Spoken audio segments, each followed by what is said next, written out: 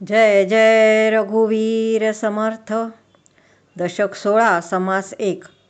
समर्थ म्हणतात, सर्व ऋषींमध्ये जो पुण्यवान आहे तो वाल्मिक धन्य होय. त्याच्यामुळे त्रैलोक्य पावन झाले. त्यांनी भविष्यकाळी घडणारे तेही शतकोटी असे रामायण रचले. सारी सृष्टी धुंडाळली तरी अशी गोष्ट पाहण्यात नाही. भविष्यातील एखादी गोष्ट जरी खरी झाली तरी लोक आश्चर्यचकित होतात. वाल्मिकींनी तर रामाचा अवतार झालेला नव्हता, शास्त्राधार कुठेही नव्हता. असे असताना रामकथा सविस्तर सांगितली. ते पाहून शंकराला संतोष वाटला.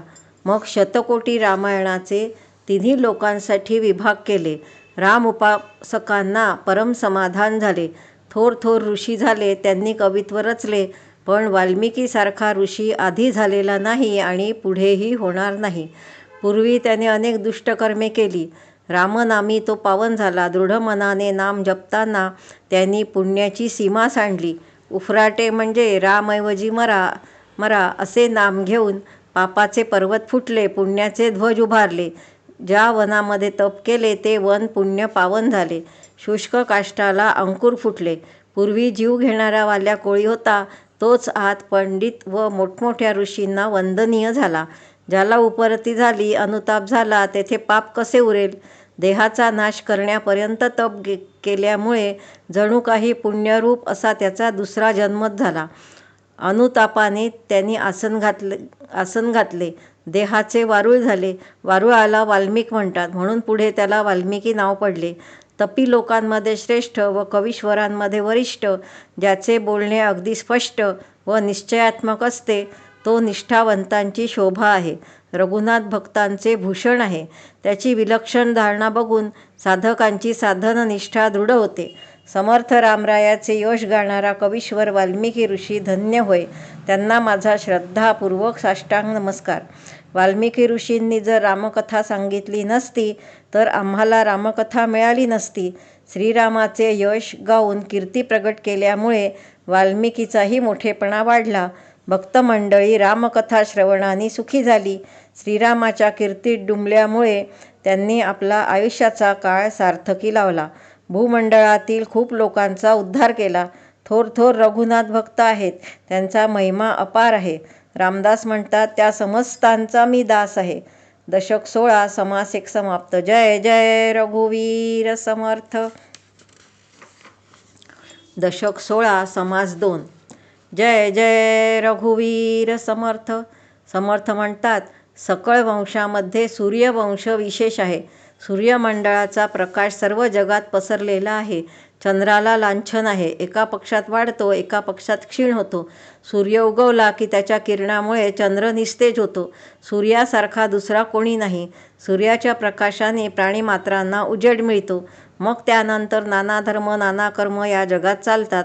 वेदशास्त्रे, पुराणे, नाना मंत्र, यंत्र, नाना साधने, संध्यास्नान, पूजाविधाने सर्व गोष्टी सूर्यावरच अवलंबून असतात. कोणतेही कार्य करायचे असल्यास ते दिवसा उजेडी चांगले होते. प्राणीमात्रांच्या डोळ्यामध्ये सूर्याचे अधिष्ठान आहे. डोळे नसतील तर सर्व आंधळे. कोणी म्हणतील आंधळे पण कवित्व करतात, पण तेही सूर्यामुळेच. बुद्धी थंड पडली तर ज्ञानाचा प्रकाश कसा असणार? उष्ण प्रकाश सूर्याचा, शीतल प्रकाश चंद्राचा. उष्णत्व नसल्यास देहाचा घात होतो. सूर्याशिवाय कोणतेच कार्य होऊ शकत नाही. हरिहरांच्या अवतारमूर्ती, शिवशक्तीच्या अनंत व्यक्ती यांच्यापूर्वीही सूर्य होता, आताही आहे. जितके संसारात आले तितके सूर्याखाली वर्तले. अंती सूर्यादेखत देह त्यागून गेले. चंद्र अलीकडे झाला आहे. क्षीरसागर घुसळून त्यास काढला आहे. एकंदर 14 रत्ने निघाली, त्यात हा लक्ष्मीचा बंधू निघाला. सूर्य हा विश्वाचा डोळा आहे, म्हणून तो श्रेष्ठाहून श्रेष्ठ आहे.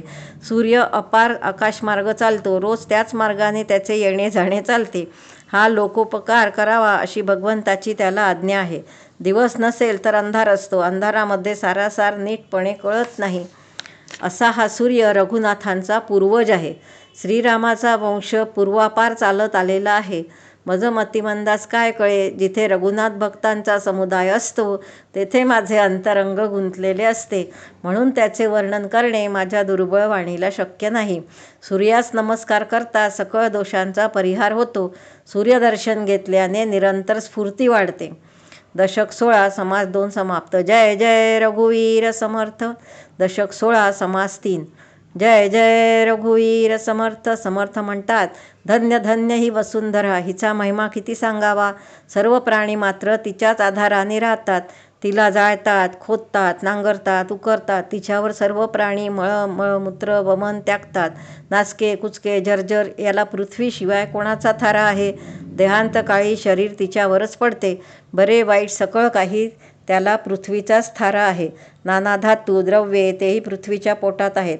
एकास एक संहारतात. प्राणी भूमीवरच असतात. नाना देश देव दानव मानव सगळे पृथ्वीवरच राहतात. नाना रत्ने हिरे परीस नाना धातू द्रव्यांश गुप्त प्रगट करण्यास पृथ्वीशिवाय दुसरे काही नाही. मेरू मांदार हिमाचल 8 कुलाचल पर्वत, नाना प्रकारचे पक्षी मासे सर्प यांना आधार पृथ्वीच आहे. अनेक समुद्र पलीकडे पृथ्वीच्या सभोवती असलेले आवरणोदकडे असंभाव्य तुटलेकडे भूमंडळाचे, त्यामध्ये गुप्त विवरे, त्यात अंधाराने वस्ती केलेली आहे. आवरणोदक इतके मोठे आहे की त्याचा पार लागत नाही. त्याला वायूचा आधार आहे. हा वायू गहन दाट आणि घट्ट आहे, म्हणून ते पाणी कोणत्याही बाजूने वाहून जात नाही. पृथ्वीमध्ये नाना प्रकारच्या खाणी आहेत. त्यात खूप धातू व रत्ने आहेत. अनेक बेटे अनेक खंड आहेत. मोठमोठे पर्वत आहेत, वृक्ष आहेत. स्वर्ग मृत्यू पाताळ अशी अपूर्व स्थाने रचली आहेत. पाताळात प्रचंड सर्पाची वस्ती आहे. गड कोट अनेक गावे शहरे या सर्वांमध्ये जगदीश्वराची वस्ती आहे. पृथ्वीवर अतिबलवान पुरुष होऊन गेले. त्यांनी पृथ्वीवर वाटेल तसा धुमाकूळ घातला, पण स्वतःच्या सामर्थ्याने ते पृथ्वीहून निराळे राहिले असे घडले नाही.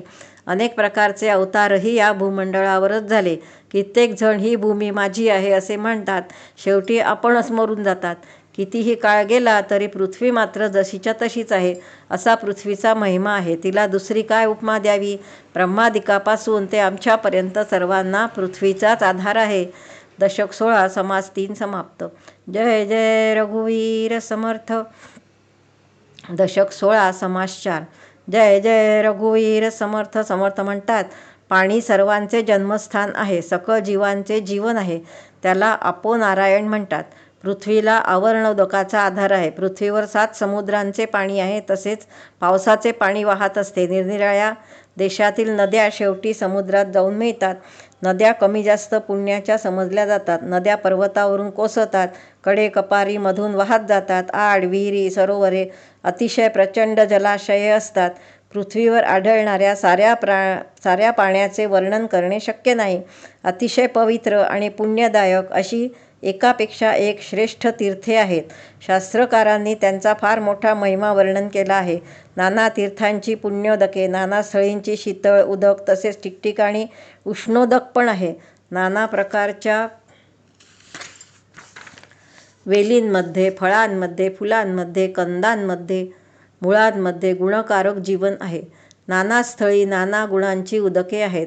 अनेक प्रकारचे रस जसे ऊस फळ, गोरस, पारद रस, काकवी, गुळवणी आहेत. निरनिराळ्या मोत्यांना पाणी असते. निरनिराळ्या रत्नांचे पाणी झळकते. निरनिराळ्या हत्यारांना नाना गुणांचे पाणी असते. रेत, रक्त, लाळ, मूत्र, स्वेद हे सगळे पाण्याचेच प्रकार आहेत.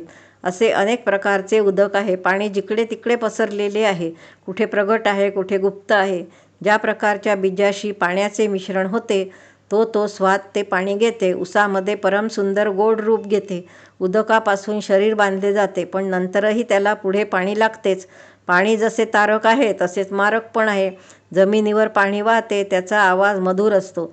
धबधब्याच्या धारांचा आवाज मनाला आनंद देतो. पृथ्वीच्या पोटात पाण्याचे डोह भरले आहेत. स्वर्ग मृत्यू पाताळ या तिन्ही लोकात एकच गंगा नदी वाहते. पृथ्वीचे मूळ जीवन, पाण्याचे मूळ अग्नी, अग्नीचे मूळ वायू, हा थोराहून थोर, त्याहून थोर परमेश्वर. महद्भूतांचा विचार, त्याहून थोर परब्रह्म जाणावे. दशक 16 समास 4 समाप्त. जय जय रघुवीर समर्थ. दशक 16 समास 5. जय जय रघुवीर समर्थ. समर्थ म्हणतात, धन्य धन्य हा अग्नी जो रघुनाथाचा सासरा आहे, सीतेचा पिता आहे. वैश्वानर विश्व व्यापतो, त्याचे पोषण करतो. अग्नीच्या मुखाने सर्व देवांना यज्ञामधील हविर्भाग पोचतो. ऋषींच्या तपश्चर्येला अग्नीच फळ देतो. तो अंधार, थंडी, रोग यांचे निवारण करतो. अग्नी सर्वांना, अगदी ब्रह्मादिकांनाही अभेदाने असतो. अग्नीकरता सकळ सृष्टी चालते. अग्नीमुळे लोक तृप्त होतात. सगळे प्राणी अग्नीमुळेच जिवंत राहतात. पोटात जठर अग्नी असतो, त्यामुळे माणसाला भूक लागते. अग्नीमुळे अन्नाला चव येते. शरीरातील उष्णता नाहीशी झाली तर प्राणी मरून जातात. सूर्य मावळल्यावर अग्नीच प्रकाश देतो. सर्व घरातील अग्नी सारखाच पवित्र आहे.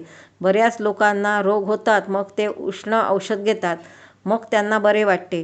पण हा परिणाम अखेर अग्नीचाच असतो.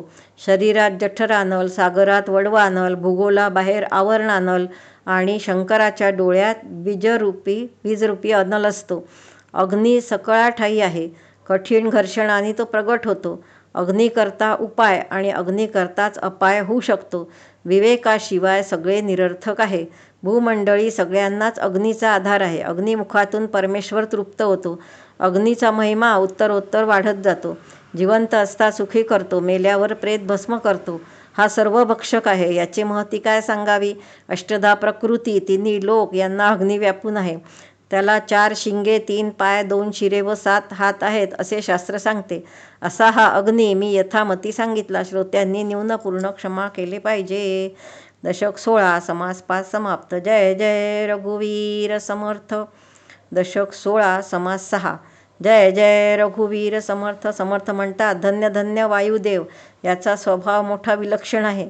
वायूच्या मुळे जगातील सर्व प्राणी वर्ततात. वायूकरता श्वासोश्वास चालतो. वायूमुळे शरीराचे चलनवलन शक्य होते. चलनवलन, प्रसरण, निरोधन, आकुंचन या गोष्टी वायू घडवून आणतो. प्राण, अपान, व्यान, उदान आणि समान अशा 5 प्रकाराने माणसाच्या शरीरात वायू वावरतो. नाग, कुर्म, कृकल, देवदत्त आणि धनंजय हे 5 उपप्राण आहेत.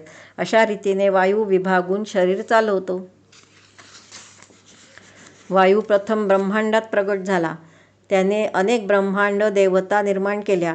मग अनेक प्रकारांनी पिंडात प्रगट झाला. स्वर्गलोकातील सारे देव, पराक्रमी राक्षस, मृत्यूलोकातील विख्यात मानव, राजे, अनेक माणसे, श्वापदे, वनचरे, जळचरे या सगळ्यांमध्ये वायू खेळतो. वायू प्रथम आकाशात खूप मेघ भरतो, मग लगेच त्यांना झोडून दूर लोटतो. वास्तविक वायूच्या पाठीशी अंतरात्म्याची सत्ता आहे. वायूच्या व्यापकपणाची तुलना कोणाशी होऊ शकत नाही. चंद्र, सूर्य, नक्षत्रमाला, ग्रहमंडळ, मेघमाला इत्यादी वायूमुळेच घडून आले आहेत. वायूच्या बळानेच पंचभूते एके ठिकाणी मिसळली ती वेगळी करता येत नाहीत. सोसाट्याचा वारा सुटला की गारांची प्रचंड वृष्टी होते. पाण्याबरोबर पुष्कळ जीव जमिनीवर पडतात. ज्या सूक्ष्म कमळामध्ये ब्रह्मदेव राहतो तो कमलकोश वायुरूप आहे. पाण्यास त्याचाच आधार आहे. पाण्याच्या आधाराने शेषाने डोक्यावर भूगोल धरला आहे. वायू हा शेषाचा आहार आहे. त्या वायूने त्याचे शरीर फुगते आणि भूगोलाचे वजन त्याला सहन होते. वराहाने आपल्या दाढेनी पृथ्वी धरली होती. त्याची ती एवढी मोठी शक्ती वायुबळानेच होती. ब्रह्मा, विष्णू, महेश्वर व चौथा जगदीश्वर यांचा विचार हे वायुस्वरूपच आहेत असे विवेकी जाणतात. 33 कोटी सुरवर, 88 सहस्र ऋषीवर, सिद्ध, योगी यांचे समुदाय यांना वायूचेच बळ आहे. 9 कोटी कात्यायनी, 56 कोटी चामुंडिणी, 8 कोटी भूतखाणी हे वायुरूपच आहेत. भूते, दैवते, नाना प्रकारच्या शक्ती हे सगळे वायुरूप घेऊनच प्रगट होतात.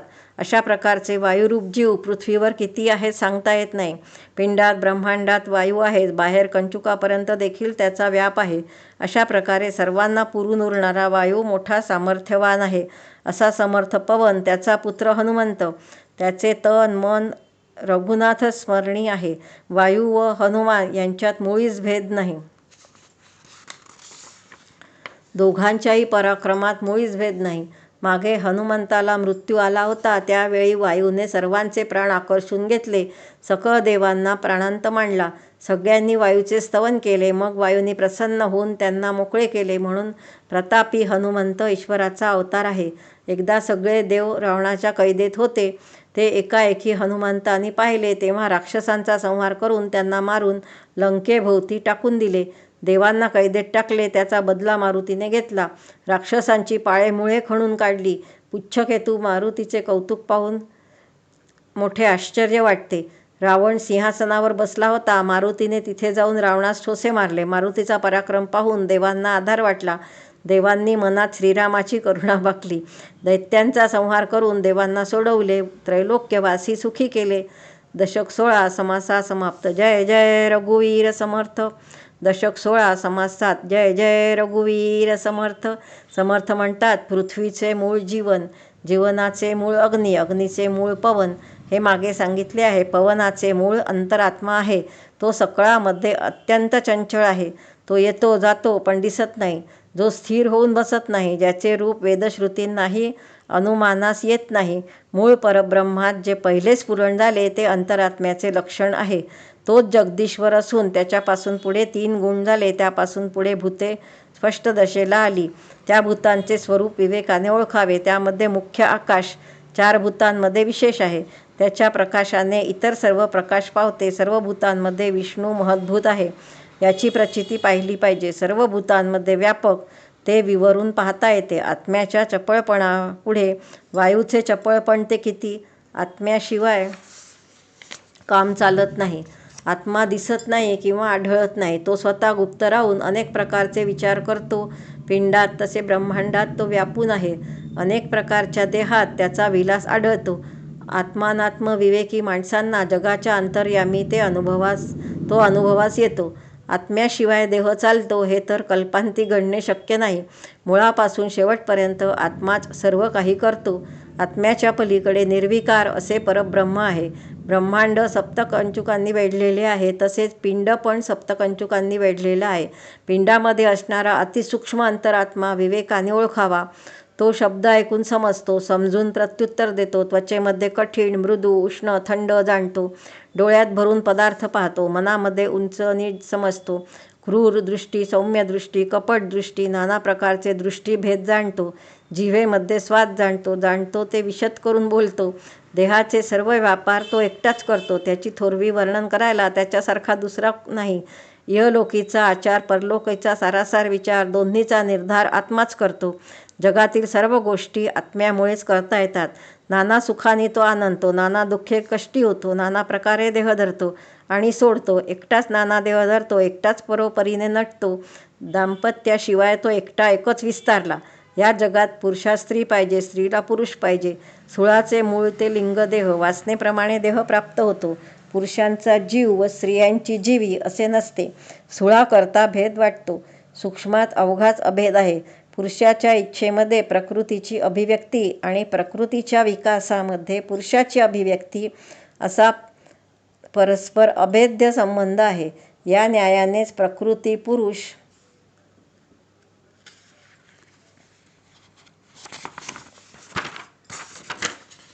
असे लोक म्हणतात. पिंडावरून ब्रह्मांड पाहावे, प्रचितीने प्रचिती घ्यावी. द्वैत इच्छा अगदी मुळात झाली, तिथून ती पृथ्वीवर आली. येथील द्वैत इच्छा आणि अगदी मुळीची द्वैत इच्छा यांचा मेळ घालावा. प्रकृती व पुरुष यांचे स्वरूप नीटपणे कळले आणि श्रोत्यांचे समाधान झाले. दशक 16 समास 7 समाप्त. जय जय रघुवीर समर्थ.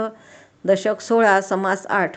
जय जय रघुवीर समर्थ. समर्थ म्हणतात, मी मंगलमूर्ती गणपतीला वंदन करतो, ज्याच्यामुळे बुद्धीला स्फूर्ती येऊन लोक भजन करतात, आत्म्याचे स्तवन करतात. नंतर वैखरी वागेश्वरीला नमन करतो, जिच्यामुळे नाना विद्या संपूर्णपणे स्पष्ट करून देते, माणसाच्या अंतर्यामी प्रकाश उत्पन्न करते. सर्व लोकात नाम हे उत्तम आहे. रामनाम तर उत्तमोत्तम आहे. रामनामाने शंकराचे श्रम नाहीसे होऊन तो विश्राम पावला. नामाचा महिमा थोर आहे. त्रैलोक्य धरता परमेश्वर, श्रेष्ठतम निर्गुण निर्विकारी परब्रह्म असे भगवंताचे चढते वाढते रूप नामास प्राप्त होते. एक आत्माराम सगळीकडे व्यापून आहे. देव मानवामध्ये अंतरात्म्यास जीवात्मा, शिवात्मा, परमात्मा, जगदात्मा, विश्वात्मा, गुप्तात्मा, आत्मा, अंतरात्मा, सूक्ष्मात्मा अशी नावे आहेत. अंतरात्म्याच्या योगाने जगातील सर्व मार्ग चालतात. अवतारांची मालिका सांगतात ती आत्म्याच्या योगानेच घडून येते. आत्म्याकरताच ब्रह्मादिक देव होतात आणि जातात. अंतरात्म्याला आणखी काही नावांनी ओळखतात. नादरूप, ज्योतिरूप, साक्षीरूप, सत्तारूप, चैतन्यरूप, स्वस्वरूप, द्रष्टारूप, नरोत्तम, वीरोत्तम, पुरुषोत्तम, रघुत्तम, सर्वोत्तम, उत्तमोत्तम आणि त्रैलोक्यवासी. नाना खटपट लटपट चटपट जगातील सर्व घटनांचे मूळ आत्माच आहे. आत्मा नसता शरीर प्रेत होऊन जाते. ज्ञानी पुरुष हे जाणतो, म्हणून त्याची दृष्टी नेहमी आत्म्याकडेच असते. पृथ्वीवर काय किंवा त्रिभुवनात काय, आत्म्याशिवाय सगळे ओस पडते. आत्मा परमसुंदर आहे, चतुर आहे, सारासार जाणणारा आहे, सर्वांगी सावध आहे.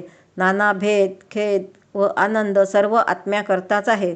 रंक किंवा ब्रह्मादिक त्यांना एकच आत्मा चालवतो, म्हणून नित्यानित्य विवेक पाहावा. आत्मा दिसेना, भासेना, बाह्यतः अनुमानास येईना. आपल्या मनात निरनिराळ्या कल्पना येतात, त्या आत्म्यामुळेच असतात. अंतरात्मा शरीरात वास्तव्य करतो, ब्रह्मांडाचा विचार करतो, ब्रह्मांड भरून राहतो, अनेक प्रकारच्या वासना करतो, भावना अनुभवतो, राजकारण करतो, कुणास मारतो, कुणास जपतो. पुष्कळ भक्त सारखा परोपकार करतात. हे अंतरात्म्यामुळेच घडून येते. जगात अनंत भेद दिसले तरी मूळ अंतरात्मा अभेदपणाने राहतो. काही अगदी सूक्ष्म शरीरे असतात, सूक्ष्म दृष्टीने पाहिले तरी त्यांचा अंत लागत नाही. देहात्मयोग झाल्यामुळे अंतरात्म्याचे संपूर्ण ज्ञान होणे कठीण आहे. आत्मा अत्यंत सूक्ष्म तर देह स्थूल आहे. यांच्या संयोगाच्या गडबडीत मोठाच गोंधळ माजतो. ही गुंतागुंत उकलण्यासाठी नाना प्रकारची निरूपणे करावी लागतात. अंतरात्म्याच्या कृपेमुळे अशी निरूपणे पुष्कळांच्या मुखातून बाहेर पडली आहेत. दशक 16 समास 8 समाप्त. जय जय रघुवीर समर्थ. दशक 16 समास 9. जय जय रघुवीर समर्थ. श्रोता प्रश्न विचारतो, पृथ्वीमध्ये अनेक लोक आहेत, त्यांच्या नाना उपासना आहेत. लोक आपापल्या देवतेचे श्रद्धापूर्वक भजन पूजन करतात, स्तुती करतात. जो तो उपासनेला निर्गुण उपासना म्हणतो. याचा कसा अभिप्राय आहे तो कृपा करून सांगा. समर्थ म्हणतात, आपल्या देवतेची स्तुती करावी असा माणसाचा स्वभाव आहे. निर्गुण म्हणजे बहुगुण, बहुगुणी अंतरात्मा, सगळे त्याचेच अंश आहेत. सगळ्या लोकांना जे मान्य होते ते एका अंतरात्म्यास पोचते. सगळ्यांना कोणते मान्य होते त्यांची पात्रता पाहणे पण आवश्यक आहे. श्रोता म्हणतो, आपण म्हणता ही केवळ कल्पना आहे, पण मुळाला पाणी घातले ते पानापर्यंत पोचते, ही प्रचिती आहे. समर्थ म्हणतात, तुळशीला पाणी घातले तर ते पानांवर राहत नाही, ते मुळाशी जमिनीवर पडते. तुम्ही म्हणाल की मोठ्या वृक्षांना कसे करावे, तेथे पाणी टाकायला हात पोचत नाहीत. पावसाचे पाणी प्रथम पानांवर पडते, मग ते मुळाकडे येते. जिथे आपले हात पोचत नाही तिथे आपण काय करणार. मूळ सापडावे इतके पुण्य सर्वांपाशी नसते. जो साधू पुरुष असतो त्याचे मन विवेकाने मुळापर्यंत म्हणजे अंतरात्म्यापर्यंत पोचू शकते. सामान्य माणसाचे मन तसे पोचू शकत नाही. वृक्षाच्या दृष्टांतावरून लक्षात येईल, पाणी शेंड्यावर पडले काय किंवा मुळाशी घातले काय, ते मुळालाच पोचते. उपास्य देवतेची उपासना करणे म्हणजे झाडाच्या शेंड्यास पाणी घालण्यासारखे आहे व थेट अंतरात्म्याची उपासना करणे म्हणजे मुळाला पाणी घालण्यासारखे आहे. पण अंतरात्म्याची उपासना करण्यास लागणारे सूक्ष्म मन पुण्याईनेच लाभते. सर्वांना तो अधिकार नाही. जे चंचळपणे विकारले ते सर्व सगुण असे म्हणतात, उरले ते निर्गुण. सगुण निर्गुण हा भेद ध्यानात येण्यास सार असार शोधून पाहावे. अंतरी सूक्ष्म विचार करता सगुण खरे नाही असे अनुभवास येईल. कल्पांतप्रलयी जे उरले ते निर्गुण, बाकी सगळे मायेमध्ये येते. नोकराला राजा म्हटल्याने तो राजा होत नाही, तसेच सगुण उपासनेला निर्गुण म्हटल्याने ती निर्गुण होत नाही. या सृष्टीमध्ये सगुण व निर्गुण एकत्र घालवले आहे. सूक्ष्म विवेकाने ते वेगळे करणे आवश्यक आहे. नाना देश, नाना मते, नाना ऋषी यामध्ये निवड करणे कठीण आहे. दृश्य नाना प्रकारे विकारले आहे, त्यामध्ये निवड करणे कठीण आहे. प्रचिती व अनुमान, न्याय अन्याय, होय आणि न होय, कार्यकर्ता व निकामी, शूर आणि कुकर्मी, धर्मी आणि अधर्मी, धनाढ्य आणि दिवाळखोर, साव आणि तस्कर, खरे खोटे विचार विवेकाने कळला पाहिजे. वरिष्ठ कनिष्ठ, भ्रष्ट अंतर्निष्ठ, सारासार विचार स्पष्ट कळला पाहिजे. दशक 16 समास 9 समाप्त. जय जय रघुवीर समर्थ. दशक 16 समास 10. जय जय रघुवीर समर्थ. श्रोते वक्त्याला प्रश्न विचारतात. जगामध्ये सगळीकडे पंचभूतांची लगबग दिसते. पंचभूते लय पावल्यावर मग काय उरते. सारासार विचारात पंचभूतांना फारच महत्त्व दिलेले आढळते. पंचभूते गेल्यावर त्रिगुण कुठे जातात ते स्वामींनी सांगावे. अंतरात्मा 5वे भूत होय. त्याच्यातच त्रिगुणाचा समावेश होतो. जे जे झाले ते ते सारे भूत होय. त्रिगुण पण झाल्यातच जमा आहेत. जे जे झाले ते ते सारे पंचभूतांचे झालेले आहे. आत्म्यापासून वायू झाला, वायूपासून अग्नी प्रगटला, अग्नीपासून जीवन, जिकडे तिकडे पाणी पसरले. वायू व अग्नी मुळे पृथ्वी तयार झाली. अग्नी वायू सूर्य नसते तर सगळीकडे शीतलता झाली असती. त्या थंडीमध्ये सूर्याने उष्णता निर्माण केली. ज्या भूताचे जे वर्म असते ते दुसऱ्या भूताच्या वर्मामुळे नरम पडते, कमी होते. पाण्याने गारठा निर्माण केला, तो सूर्याच्या उष्णतेमुळे कमी झाला. सूर्याने उष्णता निर्माण केली, ती पाण्यामुळे कमी झाली. परस्परांचा समतोल अशा गुणधर्मांनी जिवंत पिंड तयार होतो. सगळे थंडच असते किंवा उष्णच असते तर प्राणी मात्र जिवंत राहू शकले नसते. म्हणून उन्हाळा, हिवाळा, पावसाळा असे ऋतू तयार केले. त्यातही सकाळ, दुपार, संध्याकाळ असे निर्माण केले. नाना रोगांकरता औषधी निर्माण केल्या. आपला देह हाडामासाचा घट्ट दिसतो, पण रक्त व रेत त्यांचे मूळ आहे.